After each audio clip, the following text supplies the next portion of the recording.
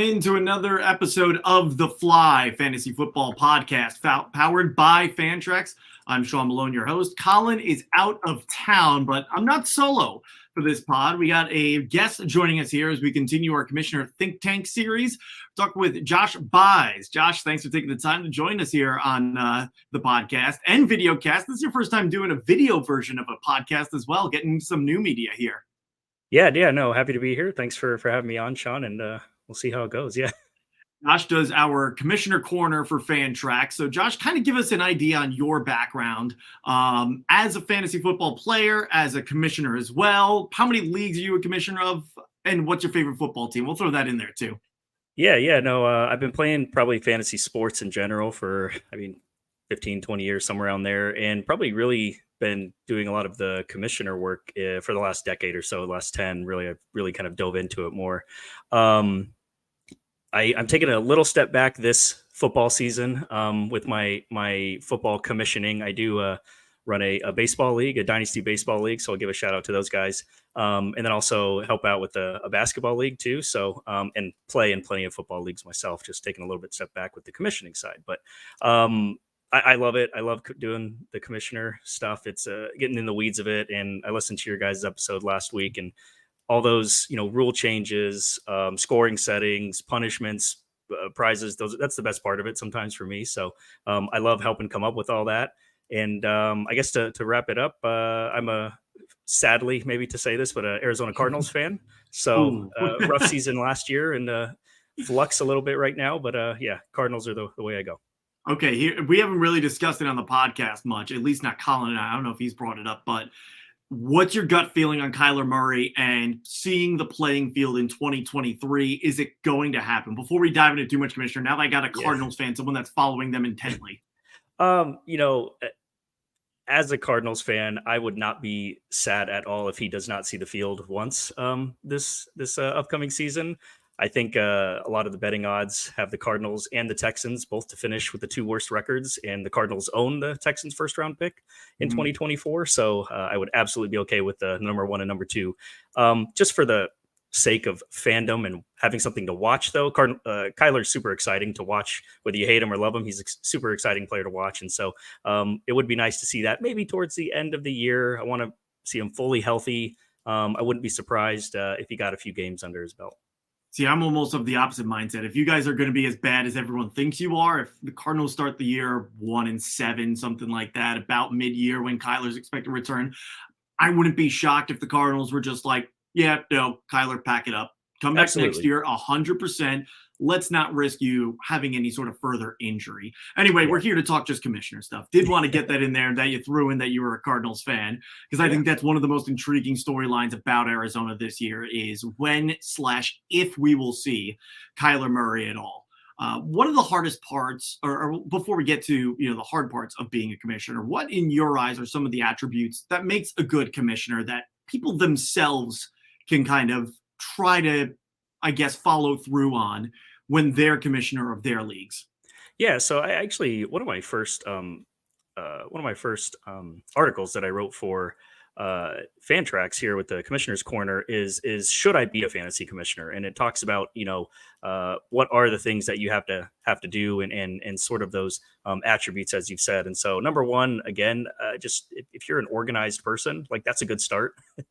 There's a lot of keeping track of things, being a commissioner. There's some other roles that I think need to play. You don't have to be the most creative person, but you do have to be a little creative when it comes to maybe working on some engagement for the league, keeping the competitiveness going. And so as long as you can just maybe think outside the box a little bit when it comes to some of this stuff, again, nobody wants to play in a boring, fantasy league. And so I think it's our job as commissioners to create some spice, if you will, to some of these leagues. And so as long as you can just use your resources and be organized, like that's really all you got to do it. I think a lot of people feel like it's a daunting task, and it definitely can be. Sometimes it's herding cats or babysitting, but it can be really fun and really rewarding as well.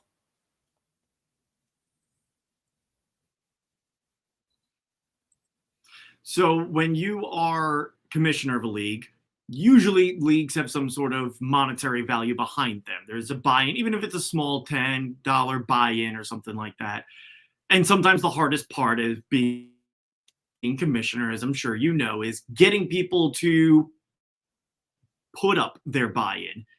What do you do? Tell everyone, hey, it's due by this date, and it's an honor system at this point. Do you have anything you can do to maybe not pressure, but gently nudge people along to get them to pay? What's your secret?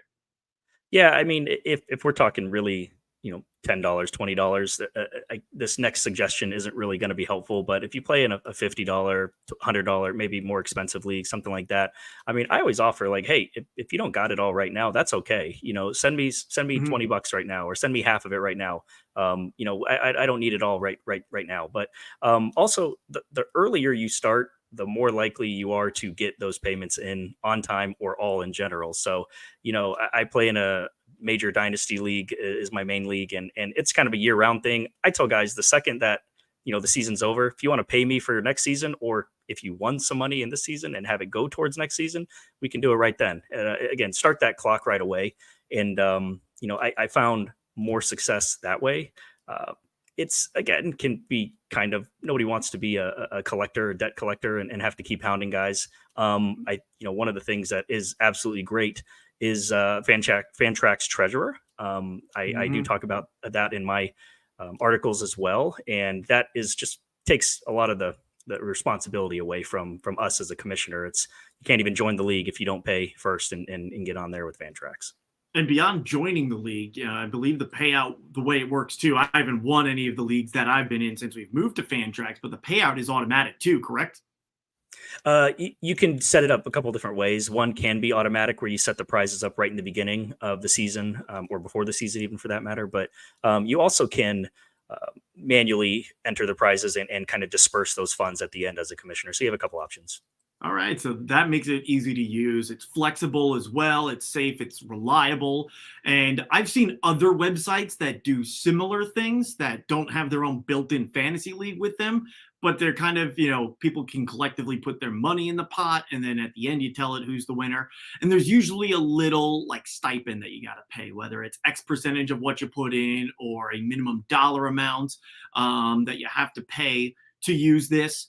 So that's the nice thing about Fantrax is the leagues, the Fantrax Treasure, it's free. You don't have to pay anything extra to be able to use that feature too, and to get those flexibility options to get the automatic payouts, or if you want the payouts to be done manually, you got that too. You got a lot of power, especially for a free tool like that.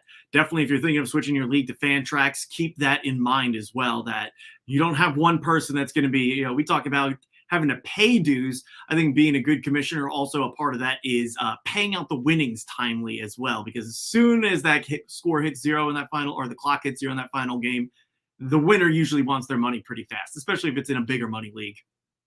Oh yeah, 100%.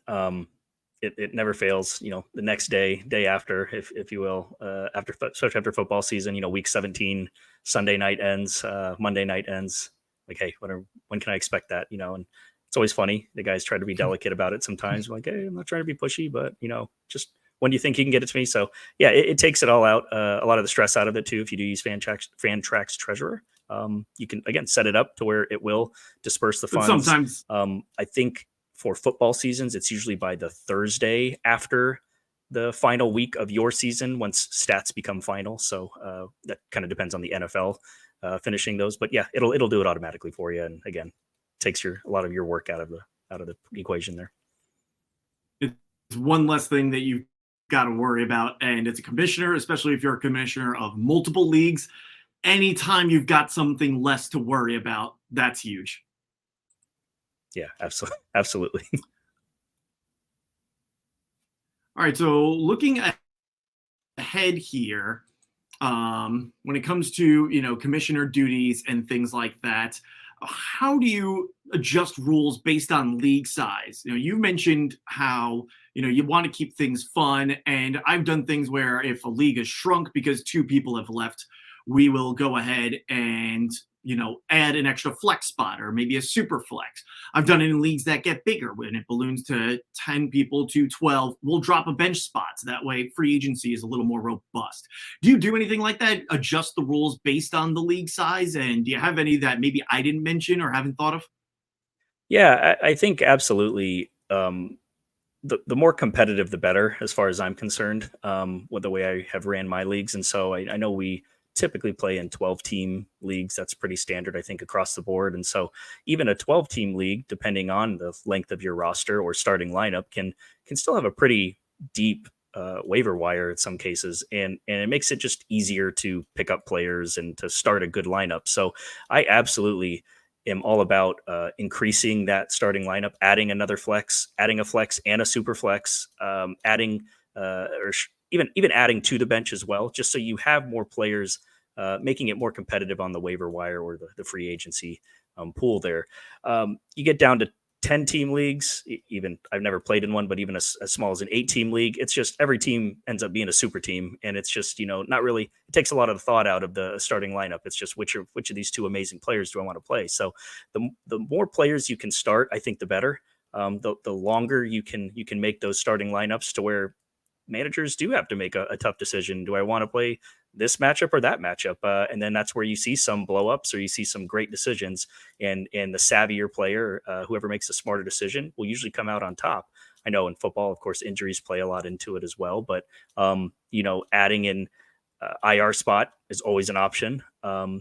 Sometimes it's makes it more competitive if you don't have an IR spot. That might be a hot take, but not having one to where you have to make a decision to drop your second round pick that might be out for 10 weeks because you need to fill that running back spot or wide receiver or whatever it is. That's a tough decision to make, or you just keep them on your bench and it's wasting away. So definitely, depending on the number of teams in your league, you can do some things to make it a little bit more competitive. Now, as the commissioner, part of the job is making the big, hard decisions. And that's where my next question comes in, especially when it comes to trades. We'll focus on that first, besides just other league-wide changes that you'll make. Are you more of a dictator, or are you in favor of democracy? Are you in favor of the commissioner is the sole voice on putting trades through, and as long as it isn't blatant collusion, it's going to pass? Yeah, or are you kind of the person who's in favor of, what? Yeah, I am absolutely okay with not really ever vetoing a trade. Unless, yes, and it's really hard to prove, but unless you do have clear collusion. You hear this, I think, all the time in the industry, but like players and managers should be allowed to make a bad trade. I mean, it kind of is what it is. Mm-hmm. It's part of the game. It might not be a bad trade to them. So that's why they're making it. We can talk also about the competition level and adding competitiveness to make sure you don't just have a team tanking by the end of the year, and especially in a redraft league, and they're giving away their team to somebody else. But I don't really believe in vetoes.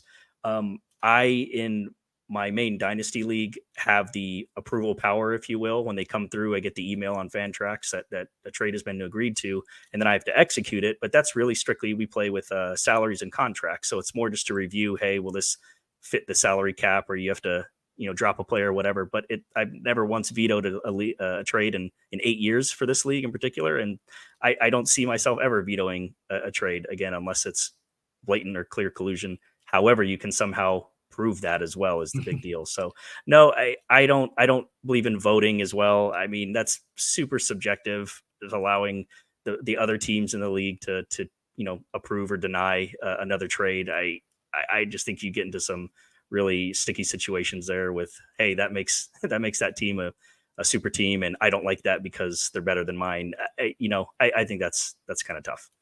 Yeah, I'm with you on that. When it comes to trades, any league I'm commissioner of in, I am full dictator, making sure the trains run on time.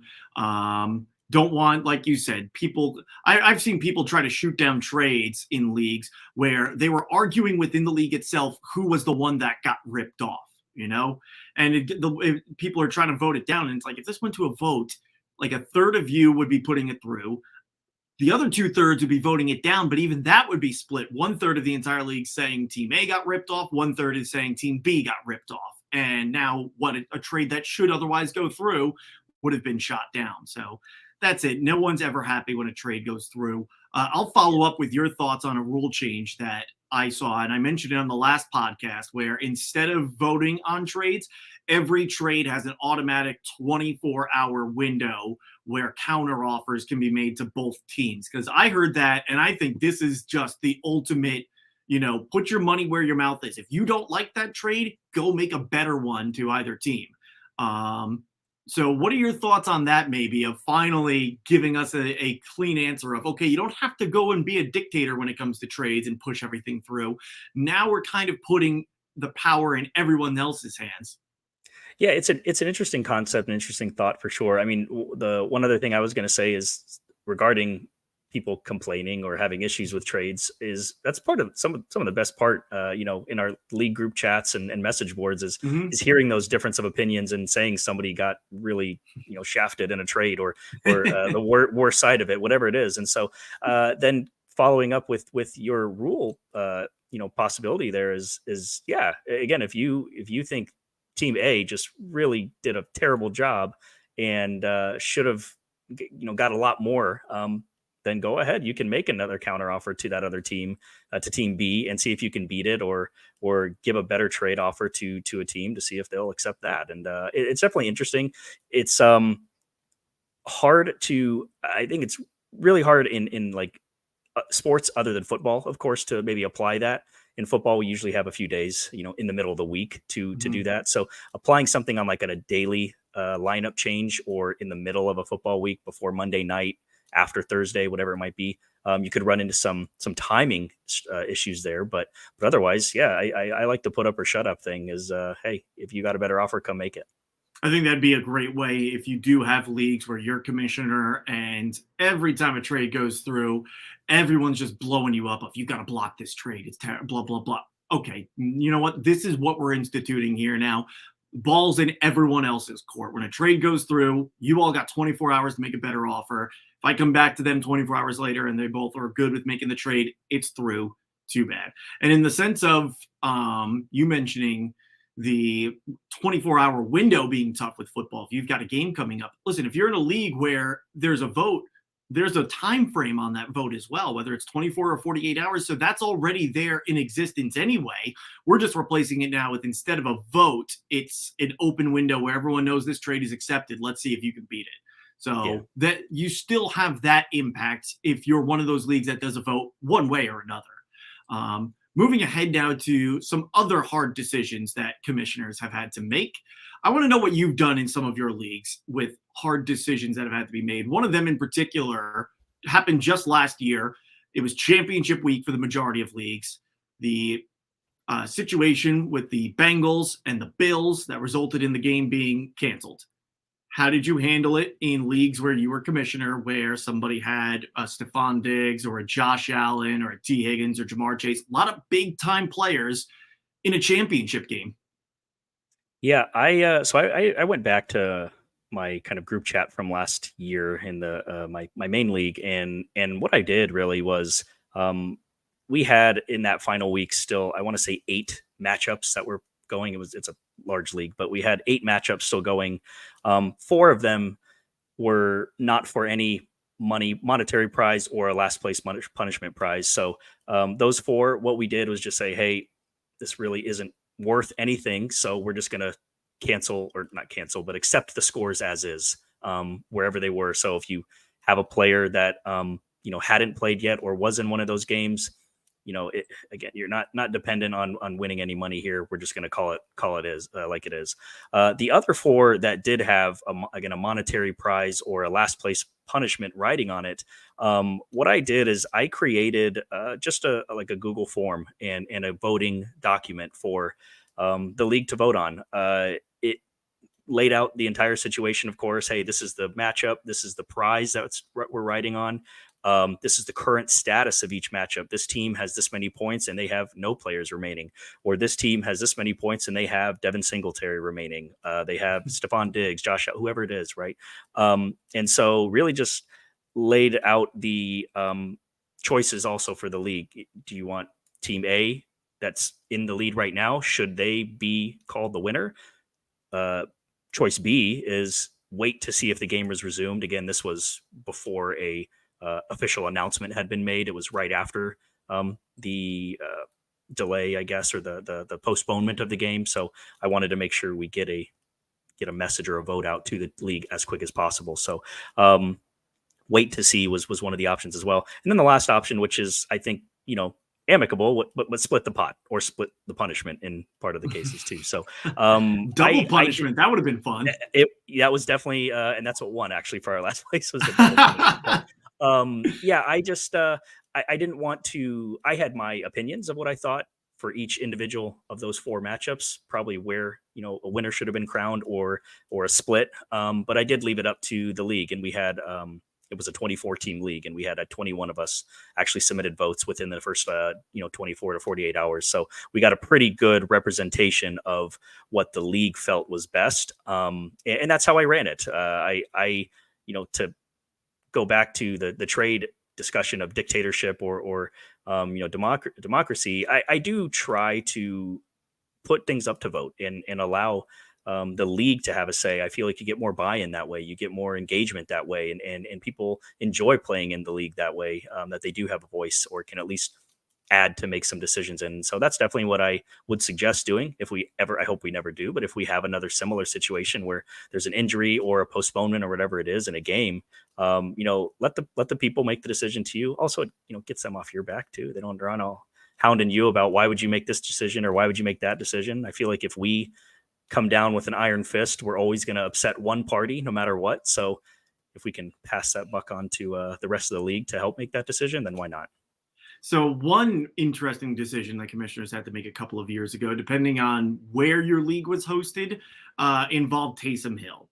And I was furious in my punishment league when I'm fighting for my playoff life.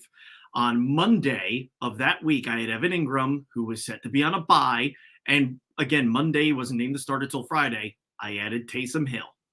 And when Friday came around and Taysom Hill was named the starter, I was on cloud nine. I was talking smack in my group chat. I've got a quarterback who's going to be playing in my tight end spot. I outsmarted all of you, and I didn't get him off waivers either. He was a free. I actually added him on Tuesday. He was a free agency ad, not a waiver ad at that point. So everyone had a chance to get him. I'm just the one that saw he was taking snaps at quarterback and could be starting and decided to scoop him up.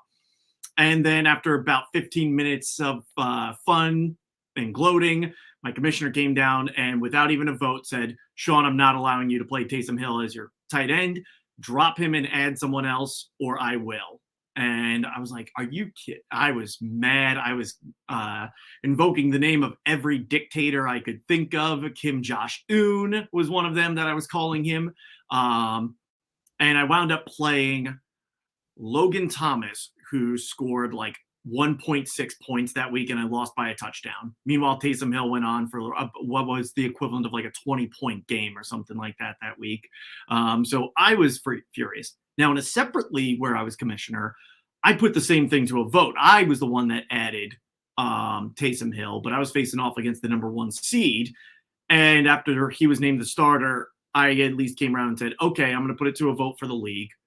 If more than 50% say I shouldn't be allowed to play Taysom Hill, I won't. But we got to get enough of these votes in to shoot it down by kickoff on Sunday.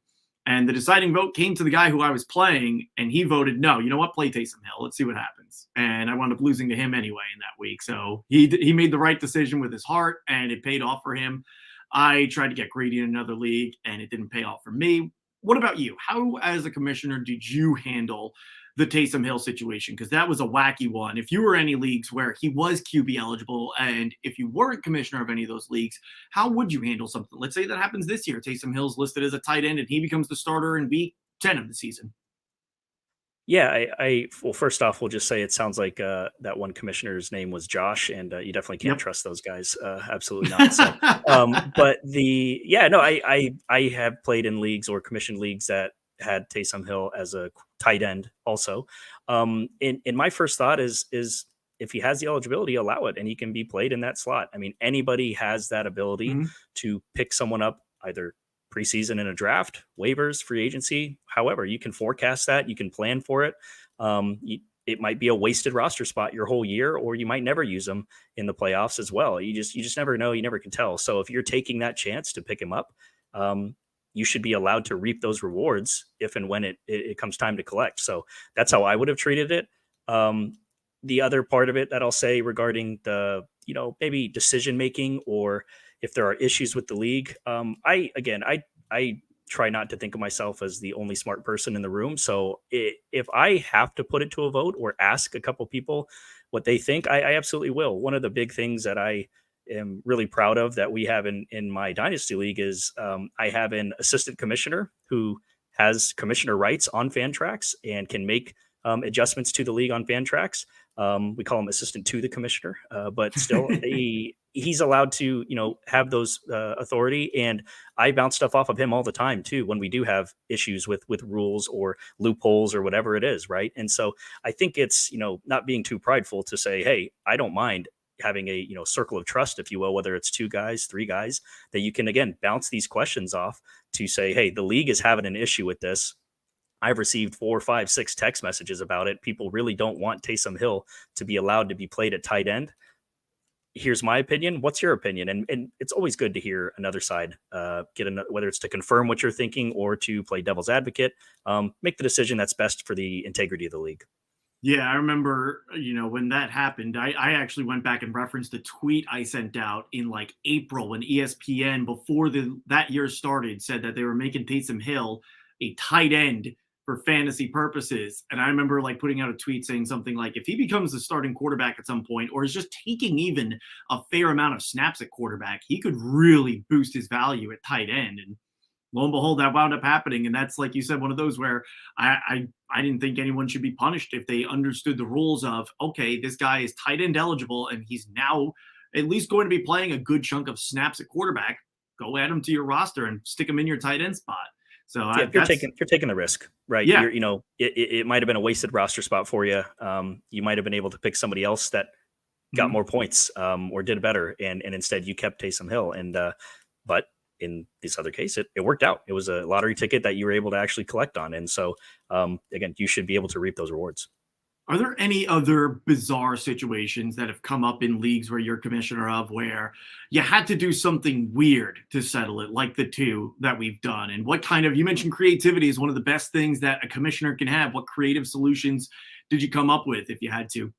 Yeah, we have like number one, I suggest, if you're going to have a league, an actual legitimate fantasy league, write out your rules. Have everything as much as you can in on paper, virtually or literally if you want, and have the rules written out. But nonetheless, there will always be something that gets missed. There's a loophole that's created or a rule you didn't think of. And so what we have in one of my leagues is, it literally is written out and called an emergency clause. So if some weird loophole comes up, that's it might disrupt the integrity of the league, or it's really having a major effect on scoring this season, or the waiver ads, transactions, trades that go through, whatever it might be.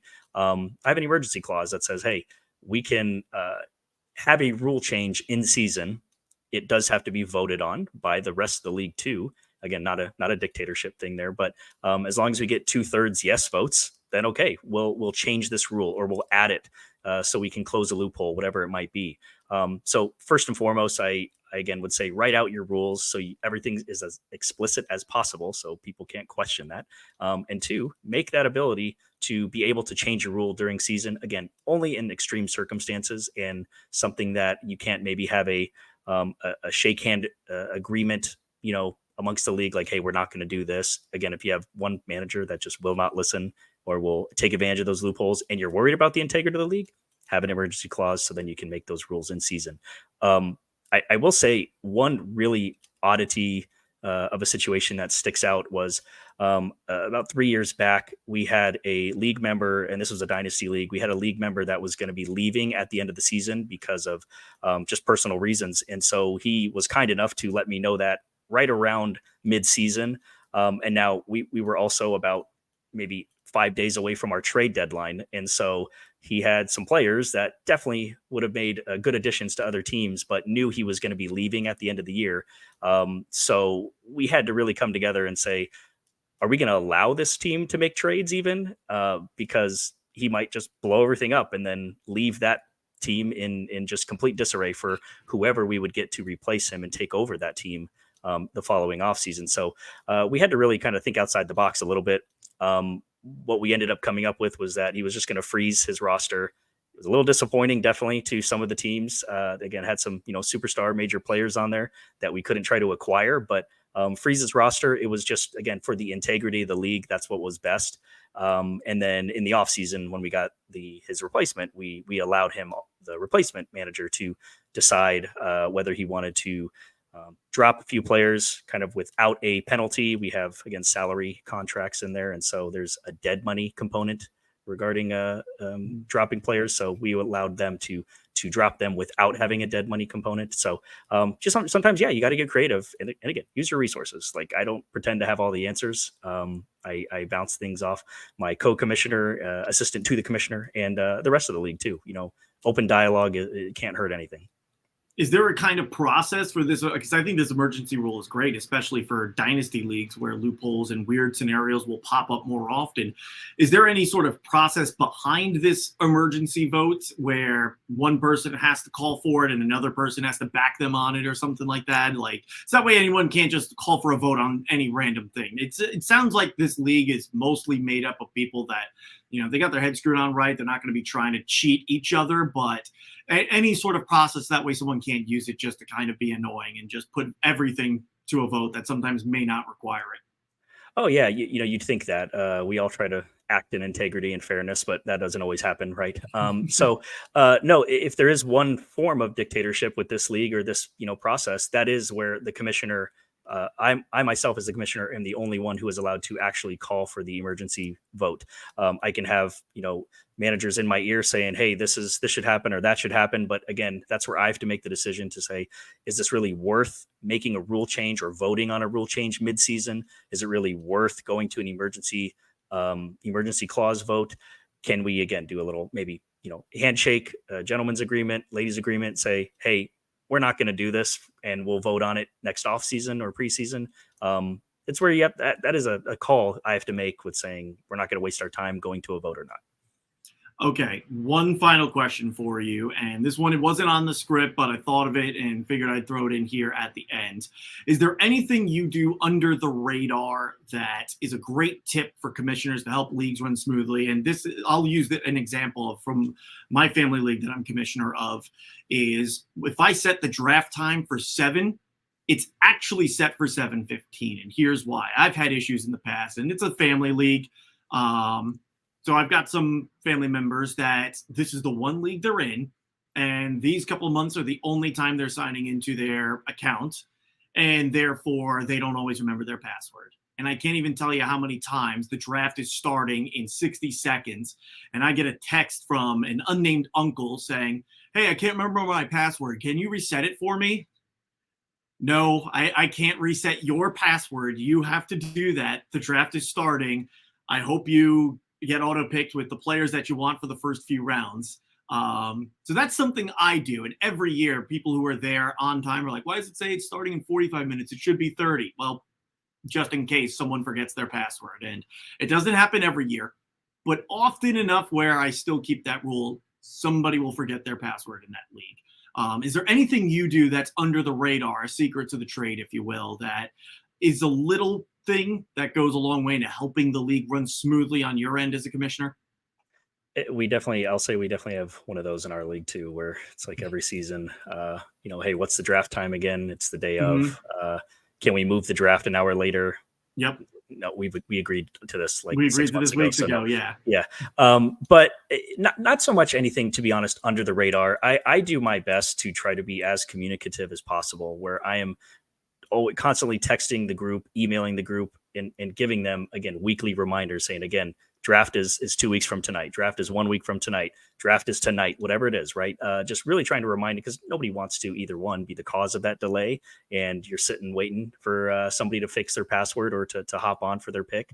And nobody wants to, get into a situation where you do have an auto pick. If we're being as competitive as possible, right, we want the people to be there to make their picks. So I just try to do my best to again, remind harken back to the babysitting comment I said earlier. Sometimes commissioning does involve a little bit of that and kind of holding hands through the process. So the other piece of advice I would give is, on top of, again, writing out the rules, I can't stress that enough, is just be organized and stay organized. Use spreadsheets to keep track of data, to keep track of information. Again, depending on how in depth your league gets, whether it's dynasty or redraft, you can still keep track of little bits of information. This team, made this trade. This team has this much, fab dollars left, or their waiver claim is they have the first priority order, or whatever it might be, right? Just kind of doing the little things, maybe in that case behind the scenes, but keeping track of some stuff like that can really go a long way to helping provide that information to your league, because not everyone's going to know the rules. Not everyone's going to know the situation. There's always a handful that find out about a new rule every year, even though we've had it for 8 seasons, whatever it might be, right? So just doing those little things. Yeah, I'll put that out there as well with the rules. I don't think with redraft you need to maybe have them all, like a Google Doc or something like that where it's all written out. I think that's more appropriate for dynasty leagues, but Sure. especially in redraft leagues, especially in your first year of doing that, make the rules very clear. I remember in a league that thankfully wasn't that year, but became my punishment league, finding out mid-draft that touchdown passes were 6 points and not 4.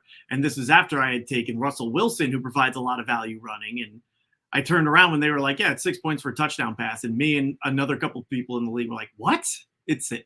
And I was like, okay, I'm thinking Tom Brady is my next pick. I know I just took Russell Wilson, but I need a guy who's going to throw a bunch of touchdown passes now. So make that clear as well, especially in new leagues that you haven't done before. Lay out in advance. Okay, and on draft day too, you can do it in advance, but people are going to forget, like you said. It's a PPR league. It's 6 points per touchdown pass. It's tight end premium, whatever sort of little details, I think scoring wise especially, lay those out before the draft.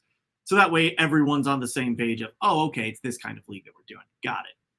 Right. Absolutely. I will say, I agree with you completely with redraft. It's less of an emphasis on needing something written out. There's less complexities with, turnover each season from rosters and stuff like that. But I do think absolutely one thing you should be writing out, at least posting on your league page or your message board, is if you have a payout, what those exact payouts are. Yes. Right after the draft, you should be posting those. And again, if there's a punishment, make that clear. This is what we all agreed to. This is what we decided. Write that out so people know absolutely the whole way through. One little wrinkle that I actually like, which was sort of unintentional, but kind of intentional in one of my fantasy leagues, my football leagues, was that, we didn't really have a voting session per se before the season to say, hey, do we want to change any rules ahead of time? Really, it was day of the draft. We would do an in-person draft for as many of the league that could attend.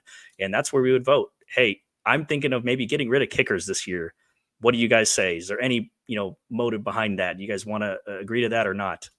Yeah. And then you can sort of have again, increased competition, increased fairness, if you will, where guys, girls, whoever is drafting is not able to prepare for that sense in their draft. Everybody is kind of under the same crunch there to say, oh, well, now I need to maybe adjust my draft board on the fly, make a change to my strategy because, yes, quarterback touchdowns are 6 points this year instead of 4, or tight ends are 1.5 points per reception instead of 1, or whatever it might be, right? And it just makes it a little more intense, if you will, during the actual draft too. So something to consider. I'll say this too. What's great about doing it in person like that is you actually have a better platform in which to make the case for whatever rule changes that you want to institute. So if let's say, I mentioned before, if your league is going from 10 to 8 and you want to make the case to add a super flex, you could just put it in the group chat of, hey, why don't we add a super flex? But 2 or 3 people could jump in and say, no, I don't want that, blah, blah, blah. But if you actually have them in person, that is your day at court. You can get on your soapbox and make your case to the rest of the league of, here's why I think we should add a super flex, because we could just add another flex, but that's just going to water down the running back and wide receiver positions even further. Let's make quarterbacks matter, because QB1 through QB8 doesn't mean all that much. It kind of gives you a chance to make a better case for the rules that you're trying to implement. And I think rule changes are one of the fun parts of fantasy, is that it doesn't feel like the same every year. And I know the players aren't going to be the same every year. It's not the top 5 running backs or wide receivers year after year. You still got to find your sleepers, but adjusting to changes in the rules and leagues with different rules and different scoring make it fun at the end of the day, that it doesn't feel repetitive. Yeah, absolutely. Football definitely has a lot more turnover and churn in those players, so you get some of that, of course. But again, nobody wants to play in a boring league. So if it's feeling like it's getting a little stale, change the scoring setting. Try it. Mm-hmm. Add a bench spot or a starting spot. Make it 2 quarterbacks. Make it a super flex. Make it 3, 4 wide receivers. I've even had. I personally did not play in this league, but I saw a idea for it, which was to literally have your entire starting lineup be all flex spots. And I just thought that was incredibly interesting. You could draft all quarterbacks, you could draft all kickers, whatever you want to do, right? But it's just, again, that might be a little extreme, but nothing wrong with spicing up your leagues every so often. That's an interesting. You mentioned all kickers. What about adding kickers to a flex instead? Not a super flex, if you will, but if you want another kicker, because deeper leagues that may be more valuable than like an 8 or a 10, but maybe in a 12 or a 14 team league, if you want to add a second kicker, more power to you. I've been in leagues where they've eliminated defense, and eliminating kickers is another one that's coming up in that league now as to whether or not we should do that. But maybe why not add multiple kickers? That's really interesting as well, though, when you say it like that. To just if you want to put in a lineup full of kickers, go for it. Yeah, I mean, you can, again, we're all entitled to run our teams however which way we want, right? Whether successfully or unsuccessfully. I am a big proponent. I've been trying in that league I spoke about to get rid of kickers for a while, but the league just hasn't hopped on. They're just, no, kickers are fine. So I will say, regarding kickers, not to turn this into a kicker show, but I, again, hate the additional value of having like a 20-yard field goal be worth the same as a 50-yard field goal as far as points. So if I could make one final suggestion as far as scoring settings, make the length of yard of the kick worth the number of points in decimal form. For example, if it's a 27-yard field goal, make it worth 2.7 points, not 3, not 4, not 5, whatever it might be. Make it field goal yardage in decimal scoring. I've seen that suggested recently, and I think that's an intriguing rule. And so the leagues I'm commissioner in, after I wound up in one of them, losing a playoff game on a tie as the lower seed, moved it to decimal scoring for yardage. But for field goals, I think that's interesting as well. So that way a 59-yard field goal and a 50-yard field goal aren't worth the same as one another. A 59-yard field goal is then more closely a 60-yard field goal in that sense. If you do a league where a 60-yard field goal is 6 points as opposed to, it's just 50 plus is worth 5. So absolutely, and minus points if they miss. Always throw that in there too. Yep. Ooh, so it'd be, if they go for a 50-yard field goal, it's minus 5 popoints. I wouldn't say minus 5, but just at least minus 1. I mean, if you want to get extreme with it, absolutely, but at least minus 1 point. I think if that happens, we might see some teams just not, even whether or not you do no kickers in the league, teams might just start benching kickers at that point. If you don't have a good one, just like, nope, I don't trust it. I'm gonna trot my lineup out there and just pray that we don't wind up losing by a point or two. So absolutely. Josh, thanks so much for joining us. We appreciate it. This was awesome. Keep an eye out for Fantrax HQ for Josh's Commissioner Corner. Before you go, Josh, do you have any upcoming articles in the can maybe that you want to tease for any other commissioners that are watching the video cast or listening to the podcast?